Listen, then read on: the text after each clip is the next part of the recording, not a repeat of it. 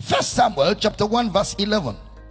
And she vowed a vow and said, O Lord of hosts, if thou wilt indeed look on the affliction of thine handmaid, and remember me and not forget thine handmaid, but will give unto thine handmaid a man child, then I will give him unto the Lord all the days of his life, and there shall no razor come upon his head. Anna in the temple praying, trusting God to have a child, getting into alignment. Look at verse 15. And Anna answered and said, No, my Lord. So now the priest comes in and says, you are a drunk woman. Don't be coming to church when you drink alcohol, you hear? Don't be coming to church when you drink alcohol. You are a drunk woman.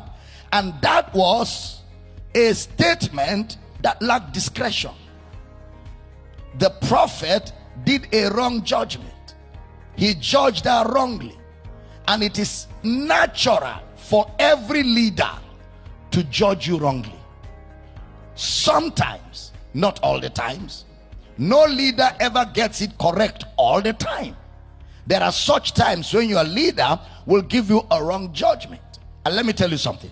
When a leader judges you wrong, it is a test of your character. We will never know how loyal or disloyal or rebellious you are until there is a wrong judgment coming to you from your leader. That is what will provoke what is inside. I mean, look at it. This is a man of God. Her own pastor is accusing her of drinking. You are drunk and you came to the pulpit. He shouldn't do that. He shouldn't do that. That's not right at all. But also in that is a test of character. Can you imagine the person Jesus called a dog?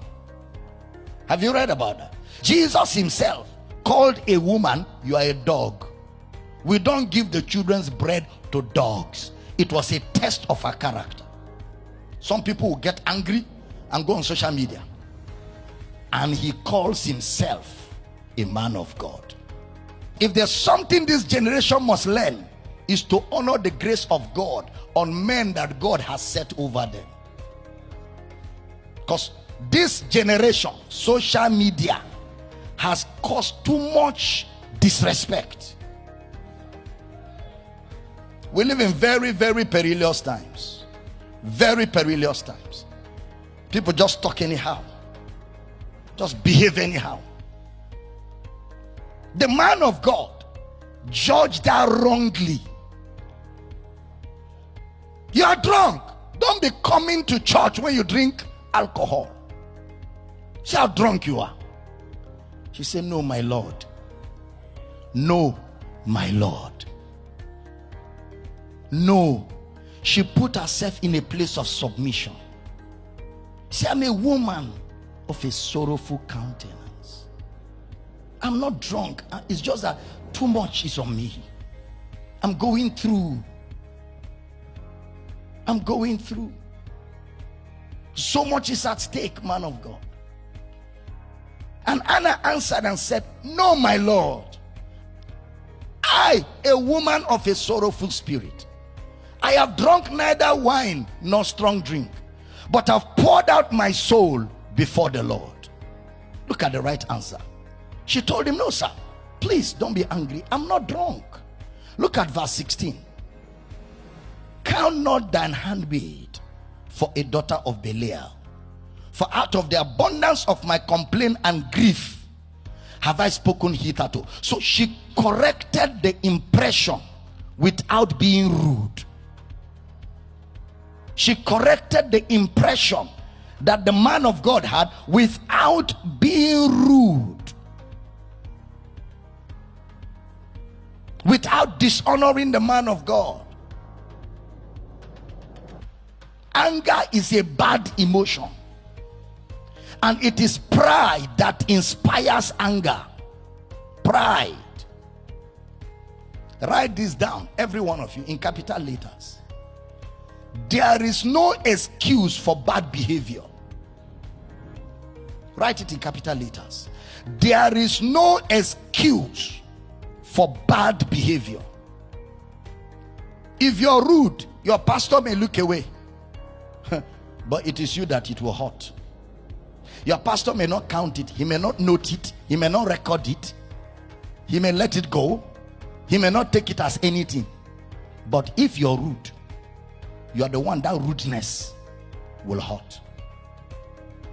Your rudeness will not hurt your man of God. No way. No way. You are the one that your rudeness will hurt. Can you imagine Miriam and Aaron?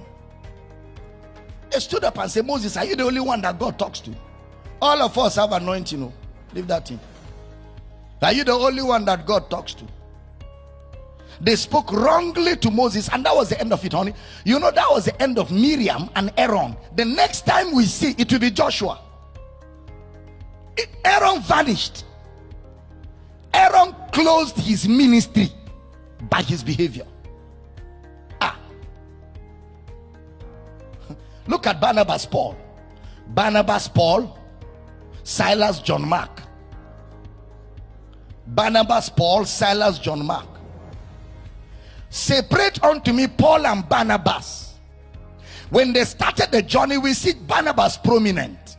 After a few minutes, Paul took over the prominence, because it is God that appoints people over people. I'm talking about spiritual leadership.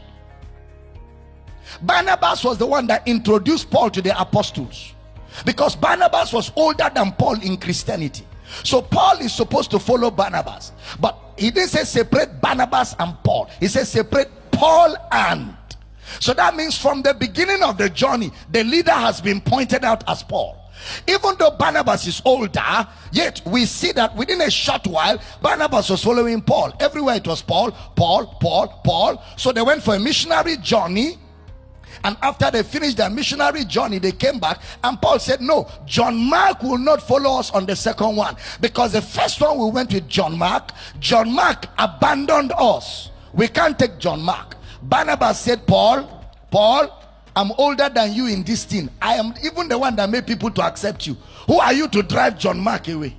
If John Mark is not coming, I'm not coming. So Paul left John Mark and Barnabas and took Silas. That was the end of Barnabas. Read the entire book of Acts. From that separation, Barnabas expired. When you play with supernatural relationships, you may still be alive on earth, but your impact will not be felt.